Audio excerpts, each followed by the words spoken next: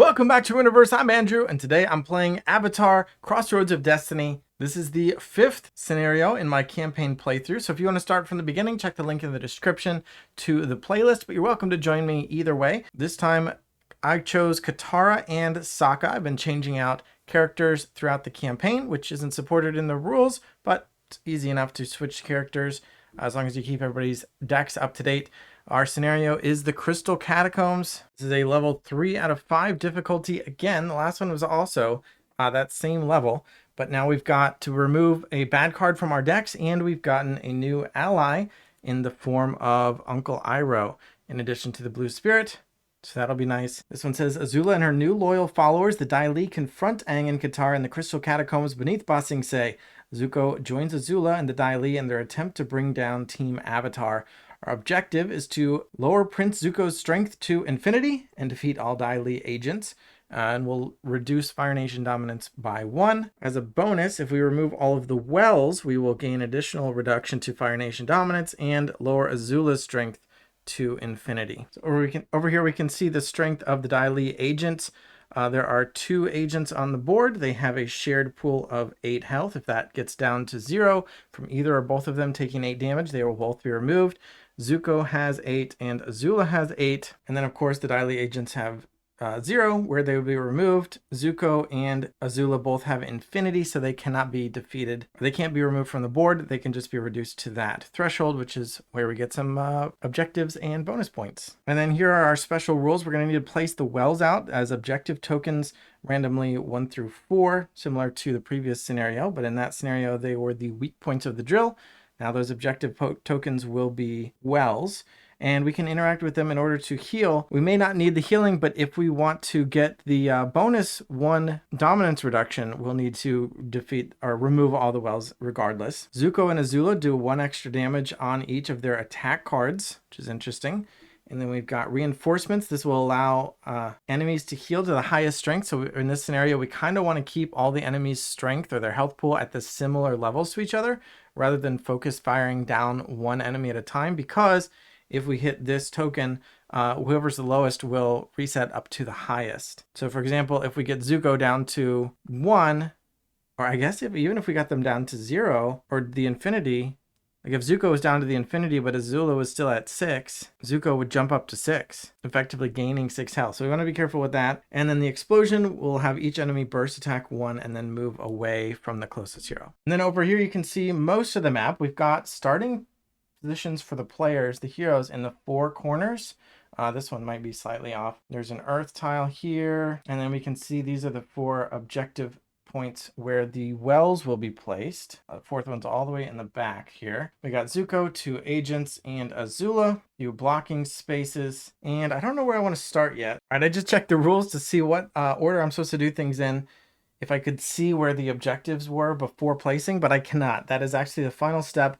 I do get to see my cards in hand first, which I looked at Katara and Sokka's opening hands, but now I need to place them before placing out the wells. I think I'm going to put Katara over here in this left corner and Sokka in the opposite corner. All right, so we've got these 1, 2, 3, and 4 tokens. I could just flip them over and mix them around, but instead I think I'll use some dice. So let's roll for this space first. I'm going to roll an 8-sided die. 1 or 2 will be 1, 3 and 4 will be 2, and so on. 3 is 2, so that'll go here. And I'll do this position here. I'll roll a 12-sided die. 1 through 4 will be 1, and so on. 5 is 3. And then we'll just do low or high for this space, 1 or 4. 12 is high, so that'll be the 4. And then the 1 goes right here. I accidentally put Azula in that space. And all that's left is to see who goes first. Each character has a White Lotus tile, which I could mix up and then flip 1. But again, I'm just going to roll. Katara will be even, and I got an even. So Katara will go first. Got her hand here. So now my sequence of, well, if I want 1 extra dominance point reduction, I've got to do the wells, and there go 1, 2, 3, 4. So last scenario with the drill, we kind of had Katara and Toph's split up. Katara ended up moving around a lot, and she did 3 of them, and Toph just kind of did 1. I could do that again, except I've got Katara all the way over here, so Sokka kind of is going to need to do the first one. I can get Katara in position for the second one, and then hopefully Sokka will be able to do it one on his turn. But again, it is optional. So the only thing I have to do is defeat the Dai Li and get Zuko down to infinity. Our dominance track currently looks like this. So if I get all 3 of those, it'll be from 8 down to 5, and I'll actually get another action card for all our characters, which could be really nice. So I would like to get that. With all that in mind, I think my strategy from the outset is going to be to defeat the Dai Li, because I can actually remove them and then prevent them from attacking. My opening turns have been pretty good the past couple of games. So I'm thinking if Katara and Sokka really team up, we can take out the Dai Li agents in round 1 before they get to act. And that would be nice. Defeating Zuko or Azula doesn't really make sense because, again, we don't defeat them. They still stay on the board with infinite health. We do have a slight risk of the reinforcements token. So after Katara's turn, I'm going to roll a d6 and it's going to trigger one of these. And again, I could flip them all over, mix them around, but I'm using dice. And if we hit reinforcements after Katara hits the Dai Li down to, say, 4, they'll jump back up to 8. So that would be bad, but that's only a 1 in 6 chance. All right, with all that in mind, I think I'm going to use Katara's basic action. So everybody's got 3 basic actions. She can pay 1 card to move 1. She can pay 2 cards to make a range attack. She can pay 2 cards to do an interact, and interacting will be with the wells in order to remove them and heal. Oh, and I didn't mention you heal for the value on the tile. So when you interact with the 1, you'll remove the 1 and heal 1. When you interact with the 2, you heal 2, and so on. Katara has the range attack, which means she can shoot straight orthogonally or straight diagonally, but not in any other configuration. And Sokka has the same move and interact, but he has a close attack, so he can only hit people who are next to him. I'm going to spend 1 card, so blank. It doesn't do anything except for I can activate those basic powers we just mentioned to move 1. We can move diagonally and discard that. I'm going to play Momo. Momo counts as 2 cards for basic actions, so I will move 2. And then I'm going to play Maelstrom. So I got her up close to Zuko and one of the Dai Li agents. I'm going to burst attack 1, which means you get to hit 1 damage to everybody around us. Zuko goes to 7, and the Dai Li go to 7. And then I get to move each close enemy 3 spaces. And I'm just going to move the Dai Li 2 and Zuko 2. Actually, I will move the Dai Li agent 3 onto that water. And that finishes Maelstrom. Then I'm going to play Courageous Rally.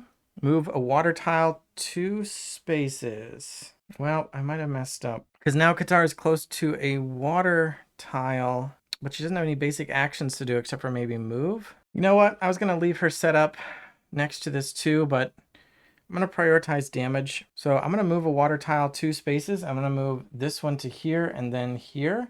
And I'm going to have Katara move onto that water afterward because of her ability, Element of Change. After she moves a water tile through a hero or enemy, in this case herself, she may place them on top of that tile. So she moved the water through herself and then placed herself on top of that water tile. And then each hero close to water can do a basic action. Sokka, unfortunately, is not near water, but Katara is, so she can do a range attack. And now she does have this diagonal to this Dai Li agent. So we'll do 1 more, putting them to 6.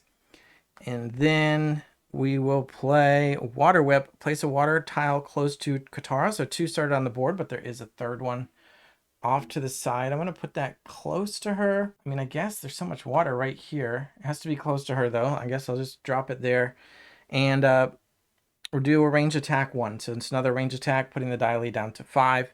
And then a heal, which doesn't matter because we both started and are currently at our 10 strength. So now Katara's done. I'll draw a new 5 cards to prep for her next turn.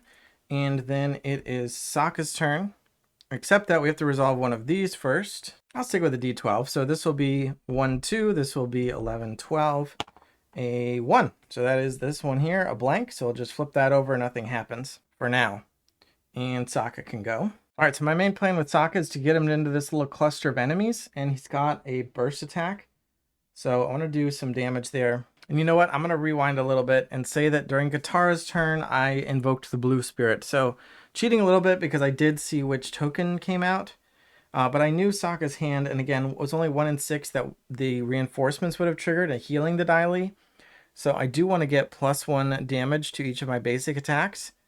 And fire tiles will also do -1 damage this round. But that means Katara's 2 range attacks she made instead of doing 1 damage each, they did 2 damage each, and the Dai Li agents are actually down to 3. So it's the only time this game that we can use the blue spirit, but I think that will be good. So now I'm going to have Sokka move, move again, and move again. This is a draw a card, move, and heal. So I'll draw a card as well. All right, so we will move, move, move. And now he's right in this cluster of 4 enemies around him. Kind of pulled this maneuver last session with Toph, tanking everybody. Let's see if Sokka can do just as well. Fortunately, the heal is going to be wasted because he's at full strength. And I'm cheating again. Sorry. I'm going to take back one of those moves because I could actually do this as the third move, and then burst attack. So I'm going to do that as the third move and do 1 damage to everybody. So Dai Li take 1 down to 2. That's not a basic action, so the blue spirit doesn't add a damage. But Zuko goes to 6 and Azula goes to 7. Then I'm going to play Be the Hero, do a free basic action, and again, heal 1. Basic action in this case, I'm going to choose a close attack to do, instead of 1, 2 damage because of the blue spirit, and hit a Dai Li agent, knocking them down to 0.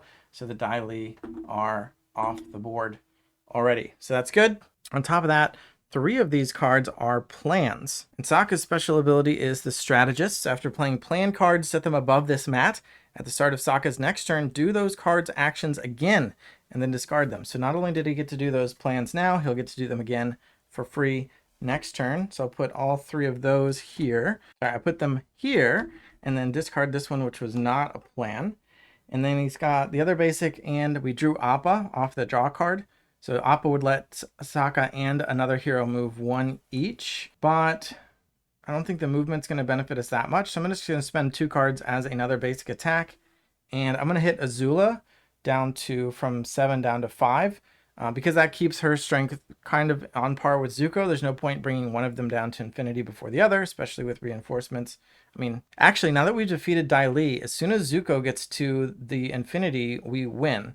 So if I want to claim these bonuses, I actually need to keep Zuko above at least 1 health until I've completed those other objectives. So that would include getting Azula down and then also completing the wells. All right, so Katara and Sokka have both gone. I can draw 5 new cards for Sokka's next turn. And we need to re-roll for this. I'll re-roll a 1 or a 2. Got a 12 is going to be this one, which is actually both heroes get to draw a card. So Katara will get her a 6th card in her hand, and Sokka actually has to already shuffle his discard pile, which is only 3 cards, because 3 of them are plans, which are set aside, and we had drawn an extra card during our turn, dig a little bit deeper in the deck. So his deck has already been gone through. Just get 1 of those 3. And now the enemies get to go, but not the Dai Li agents. So this draw card is flipped over, and we will do this. All right, so first up, the flag is Azula, and the little fire hat thing is Zuko. So they're both doing the same thing. Just move 4 toward the highest strength hero and do a burst attack 2. And that's going to be increased to 3 by this effect here. When Prince Zuko or Azula do attack actions on enemy cards, add 1 to each attack. So Sokka's going to take 3 from one of their attacks. Let's say it is Zuko. So that will put Sokka from 10 down to 7. And Zuko didn't need to move because he's already next to Sokka. But now when we have the other character go, Sokka's not the highest strength hero. So Azula will move toward the highest strength hero, which is Katara. So I could choose how Azula moves. I chose to have her go into water because then I can maybe use Katara's ability to move her around if we want to. But now she's also going to do the burst attack 2, which becomes 3. So Katara's also down to 7. But that concludes this card. So let's discard it and we go back to the heroes. Their tokens are flipped back over. And again, evens for Katara. Even again, Katara must really like going first. Still cannot use a well unless I have her run up to the 1, which she actually might be able to do. All right, let's see what we can do. I'm going to start with Stream the Water. Move a water tile 5 spaces and heal a hero for 1. I'll put the healing on Sokka. And the water tile I'm going to move is going to be the one that Katara is on. 1, 2, 3. Yeah, let's just do 3, I suppose. And that's going to put her next to the objective there because, of course, I'm using Element of Change to move her with the water. Then I will discard 2 basics to activate her basic ability to interact and interact with the well to remove it. And she heals 1, so she's going up to 8. Then I'm going to play Healing Surge, move a water tile 2 spaces. And again, I'm going to choose the one that she is on. And we're going to start moving back. She's so mobile, I think I might just have her go for all these wells again. And then a hero that it moved through heals 2. That water tile was through her. So I'm going to heal her up to 10. Then let's do an octopus form. Move each water tile 2 spaces. So we're going to carry Azula Katara 2 more here. I'm going to have this water tile move here and then here so it can pick up Sokka on the way. And then this one can carry Azula this way. Then water tiles each get to close attack 1. So I will have, I'll just have the water tile under Azula attack her for 1 down to 4. And the water tile under Sokka attack Zuko for 1 down to 5. So Zuko's at 5, Azula's at 4. And then her last card is Appa, which lets each hero move once. I think I'm pretty good with where Sokka is, but I will use the move, take advantage of the move to move Katara just 1 space to here. So she's next to the 2 there. So that's really nice. And you know what? I'm going to use the Uncle Iroh, this extremely powerful card. The current hero takes another turn. Only flip over a challenge token after this additional turn. So I'm going to shuffle Katara's deck, draw another 5 cards, and play another turn with her before we even have to flip a token, and then Sokka still gets to go after that. So this will be our second of our only 2 allies we have. We're using both of them. Blue Spirit and Uncle Iroh are both off the table. Draw 5. And this is perfect. We got Momo, counts as 2 cards for basic actions, so we'll use Momo to interact with the 2. Actually, Katara gets to heal for 2. That's wasted because she's already at full health. To use a basic to move her onto this water, I'm going to use Octopus form. We redrew it, move each water tile. So I'm going to get Katara to here. Just 1 move puts her next to the 3. I think I'll actually take the water out from underneath Sokka, move it under Zuko, and then move it here next to the 4 and carry Zuko with it. And I'll move Azula to here with the water. And then they both get to close attack, so they just both hit the character that they're underneath. So Zuko goes down to 4, Azula goes down to 3. And then, that means Sokka's not next to them both, but I think that's fine because of his plans. So I'm just going to spend her last 2 cards to do another interact and interact with the 3. So we're making progress there. Then we're done with Katara's turn. She'll draw another 5 cards to end her turn for real this time. And I'll roll on this by 3s, 3, 6, 9, 12. A 7 is going to be this one, which is Explosion. Enemies each burst attack 1 and then move away from the closest hero. So Azula is actually next to Sokka, so she will hit him for 1 down to 7. That damage is not increased by this ability because it's not a card, it's one of the tokens, the challenge tokens. And then she moves away, which I guess would be to here.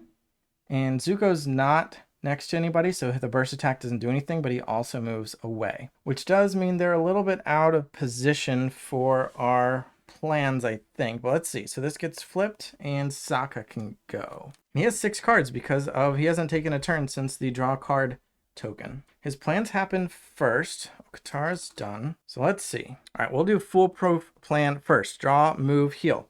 So we'll draw another card, move to here, and heal 1 up to 8. Then that is discarded. Now he's in a pretty nice spot to go ahead and do a rushing slice. Move 1, burst attack 1. I'll have a move here. Burst attack will put Azula down to 2 and Zuko down to 3. And we're still just on the plans here. The last plan is be the hero. He's going to get to heal again up to 9. And do a free basic action. So we can just do a basic action to do a close attack for 1 damage. That'll put Zuko down to 2. And now they're both at 2. And now he actually gets to start playing cards from his hand, of which there are currently 7. Which means he's really just got plenty of cards to do everything he needs. We'll go ahead and use a Momo to interact. It's going to remove the 4. He also gets to heal for 4.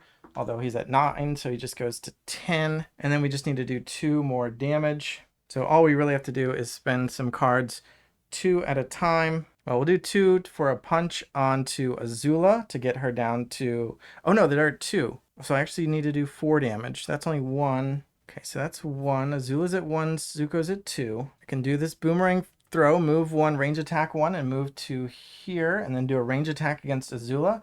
You cannot do a range attack against someone you're close to, but he's not close to Azula now that he moved 1 step away. So he could not do a range attack to Zuko, even though he's diagonal to him, because he's close to him. But that's fine. We're going to range attack Azula. That puts her down to the infinity. She's still up, but we have met the bonus requirement of, actually both bonus requirements. We got all 4 wells in order and lowered Azula's strength to infinity. This is a plan, so it goes on top of our player mat, but I'm going to remove it by playing War Club. Place a card from your hand or from above your mat on top of your deck. So I'm going to move that boomerang throw onto the top of my deck to pay the cost of this card, because it says if you do close attack 2, so that is going to be 2 damage to someone next to you. Zuko is at 2. Now he's down to infinity, and Sokka still had 2 cards left in his hand. On top of that, I just reread this. There are no special requirements that I have to do the wells in order. I did have to do the drill weakness spots in order in the previous scenario. Did not have to do the wells in order. So I just went out on a wild goose chase, sending Guitar across the board. That said, she pulled it off with her high mobility waterbending skills, and then she and Sokka were able to beat up the Dai Li, Azula, and Zuko. So we didn't burn through all the tokens like I did last time, which means we get all 3 experience points. That's going to put us from 15 up to 18. And our dominance goes down by 3. We did both objectives plus the default. So we're going from 8 down to 5 there, which actually is a green space. So we're going to gain an action card for each hero. And after the battle, we can choose one to continue our journey. Uprising, will you attempt to lower Fire Nation dominance by hosting a secret dance party? Dominances are currently at 5, so it could stand to get a little lower. Recovering, will you attempt to mend your wounds and earn some cash by beating scammers at their own game? Well, I don't need to earn wounds. I'm not sure about the cash. Or focusing, will you attempt to increase Team Avatar experience by confronting a waterbender with a dark secret? Well, I don't really need the experience either. We're at 18 out of 20. I wonder, I don't actually know how many scenarios are remaining in the campaign, because if the next one is the last one, I wouldn't mind getting up to 20 XP to get that extra card for everybody. But if there's one more, then theoretically we're going to have some wasted XP going in from 5 to 6. And in that case, I'd rather focus on the dominance. All right, I'm going to assume there are 6, and this was the 4th. Or was this the 5th? Or maybe there's going to be 7. I don't know, but the fact that I'm on a 3 difficulty thing makes me think there's going to be a 4 difficulty before we reach the end, which I assume will be a 5 difficulty. So I'm not going to go for the experience, in part for that reason, that I'm going to assume I'm going to have another opportunity to get more XP before the final scenario. But on top of that, getting XP is a focusing encounter, and I keep doing those, so I want to switch it up a little bit. Maybe this will be a different type of encounter. So I'm going to choose attempt to lower Fire Nation dominance by hosting a secret dance party. Go to encounter 10. So I got the stack of encounter cards, pull out number 10, and we'll take a look. Bloop, bloop, bloop, bloop, bloop. It says, when Aang mistakenly grabs a Fire Nation school uniform as a disguise, he gets bustled off to class by the truant officers. There he learns some valuable Fire Nation history and finds that the local teens have little sense of true freedom. But Aang has a plan. He's going to throw a dance party. Complete an uprising encounter. To win, stack 4, 5, or 6 tiles. So here's our dominance covering up the epilogue for now. If you do, lower Fire Nation dominance by 1, 2, or 3 respectively. If any tiles fall, gain no reward. So this is a bit of a dexterity game. I'm gonna have to check the rules again, but I have to take these element tiles and stack them up.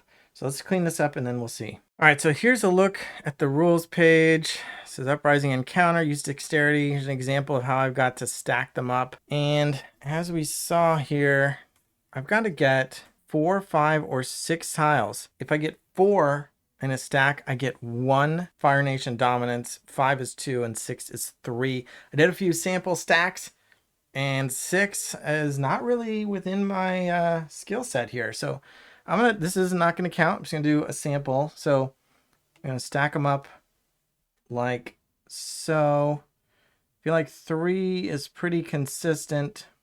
4 I can usually get, but yeah, sometimes not. I wonder if This is actually messing me up, and I should just use this surface here. This is also a practice one. It's just maybe we can alternate tiles for aesthetics here.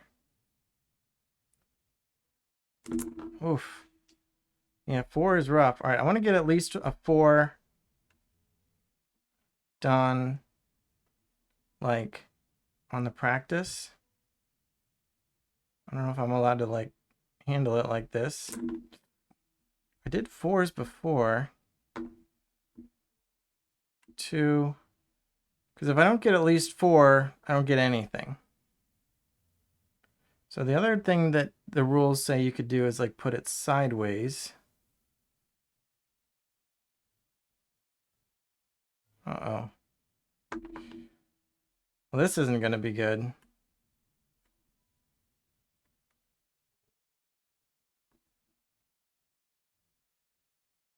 All right, I'm going back to the book here. I don't know which one's better. I got 4. I got 5 when I was not recording. Yeah, okay, so there's 4. And maybe it's just safer to stop at 4. Still a practice, but let's go for 5 since it's a practice. Ooh, I got 5. All right, we're still practicing. Let's do 6. Nope, no 6. All right. So this is going to be the real one then. I'm probably going to stop at 4, honestly. Well, I'm not sure because I've been usually getting about 3. All right, that didn't count. Been usually getting about 3 Fire Nation dominance per encounter. And if I get 1 here, it's going to go down to 4. But I really want to get it down to 3 so that the next encounter I can assume that I might be able to potentially get it down to 0. So you know what? I'm going to go for 5 here to try to get 2. So that's 2. 3. Uh-oh. Already getting a little wobbly. Uh-oh. Oh no. Can't even get 4. Is this cheating? Uh-oh. Okay, well. Yeah, all right. We failed. All right. So I guess I got no reward here. We can read our epilogue. The party starts slowly with most students standing in the wings, afraid, but Aang's enthusiasm and his dance with the guitar soon has them tapping their feet and joining in the fun. When the school bully leads the dean and truant officers into the party, Aang's classmates come together to hide him and allow Team Avatar to escape. The journey continues. With their knowledge of the upcoming solar eclipse, Team Avatar recruits forces to invade the Fire Nation capital. There they will strike at just the right moment, when firebenders are unable to use their powers. Flip to pages 18-19 in the Book of Challenges and set up the Day of the Black Sun. So that'll be our next encounter, but I do need to upgrade the decks. We'll do Katara first. We'll shuffle this up and pull 2 to choose from. Get Ice Spear or Nurturing Spirit. Nurturing Spirit says this turn when Katara does a heal, another hero may heal the same amount and then heal anybody 1. So you get to heal 2 people for 1, and it doubles up on future other heals. Or Ice Spear, range attack 2, then do a damage to each enemy in a straight line behind the attacked enemy. That is tough because it's really hard to line people up like that. It's hard enough getting 1 line. I mean, we can use like octopus form and stuff to move enemies around, but is it worth setting them up for a Ice Spear? If it did 2 damage to everybody in the line, I'd be more enticed. But honestly, I'm not thrilled about the other card either. I don't feel like I need that much healing. So I am going to take Ice Spear. I'm not thrilled about it, but I think it's the type of puzzle that I think is fun to try to solve. All right, let's pull for Sokka, since we also used him in this scenario. Shuffle up his deck and pull Expert Disguise and Snack Attack. Snack Attack says this turn discard only 1 card to do each basic action. That's pretty good. I mean, if you have 5 cards in hand and you play this, now you can do 4 more basic actions that are either interacts or close attacks. That's probably not actually that good. So, Expert Disguise. Do the action on a card in your hand. Yeah, I mean, that's fine. He's got some good cards, and he gets to do it twice because it's a plan. So I'll take that one for sure for Sokka. Shuffle up top next. One more shuffle. Get Quicksand and a blank. The blanks actually, when I remove them from the deck, I've been putting them in stack, so we'll skip that. Rock Armor. All right, Rock Armor says place an earth tile under any hero. That hero draws a card for each earth tile under them. Kind of like that one. Something to think about, because her placing earth is also potential defense. So at the very least, they get to draw a card and prevent 1 damage. I think that's pretty good. And if you stack multiple earth, that could be more cards. And Quicksand, choose an earth tile, move each enemy 2 spaces toward it, and then it does a burst attack 1. Oh, I really like burst attacks. Dang, I do like that one as well. That's tough. Do I like burst attacks more or drawing cards more? Man, I like this Quicksand card, but I also like the Rock Armor. I'm going to take the Quicksand. I'm going to take the Quicksand for Toph. Unfortunately, Rock Armor is going away. But I really like the strategy of having Toph like tank everybody. So the fact that she can pull everybody toward her or toward a position she wants and damage them all at the same time is pretty nice. All right, so last up is Aang. Pull 2 for him. Free Spirit and Wind Shear. Free Spirit, haven't I hate this one, right? After it's discarded for any reason, he does 2 free basic actions. Oh no, that's pretty good. I think I did decline that one before, but it is good. After this card is discarded, so you can pay it, for example, just to move, but then you get 2 more basic actions, which could be 2 range attacks, which means this card is basically effectively 5 cards worth in that scenario. Wind Shear, place an air tile anywhere, do a damage to each enemy in a straight line between Aang and each air tile.